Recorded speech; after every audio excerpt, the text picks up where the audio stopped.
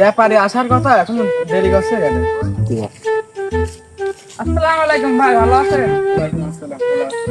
ভাই আপনি নাকি এই বাগানটা সেল দিবেন, ভাই বাগানটা বেচবেন তো? আম তো ভালোই দেখতেছি, ভালোই আছে। তো কত কি ভাই? আমার বাগানে মেলা নানা রকম আম আছে। একজন বলি হয়েছে 11 লাখ টাকা দেবে, আপনি দেখেন কত দেয়। ভাই 11 লাখ টাকা ভাই হয় না ভাই, 8 লাখ হলে বলেন। আর 50,000 দিয়ে 1.5 লাখ টাকা করে দিয়ে। 8.5 লাখ ভাই, একটু লস হয়ে গেল। আচ্ছা ভাই ঠিক আছে, সমস্যা নাই ভাই, আপনি এই মানুষ, ঠিক আছে সমস্যা নেই। আচ্ছা ভাই, আরেকটা কথা আছে আপনার সাথে। কি কথা ভাই বলেন?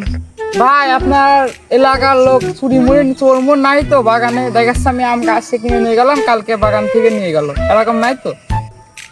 আমার এলাকার মানুষ একদম ভালো, পবিত্র মানুষ, তসবিনে বসে, 5 ওয়াক্ত নামাজ পড়ে। আর কি চান? চুরি করতে পারে না।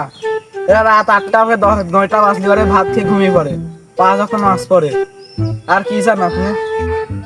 এই যে দেখছেন না বাগান কি সুন্দর ঘিরা ফিরা দিইনি, ঘিরা থাকলে মনে করতেন চোর চোরটা আসতো।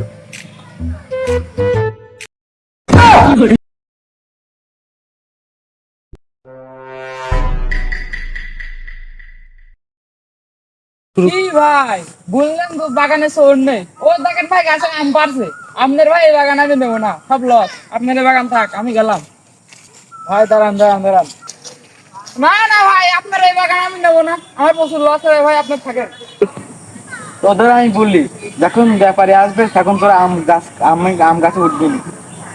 তুমি কি আজ বলেছিলে ব্যাপারে আসবে?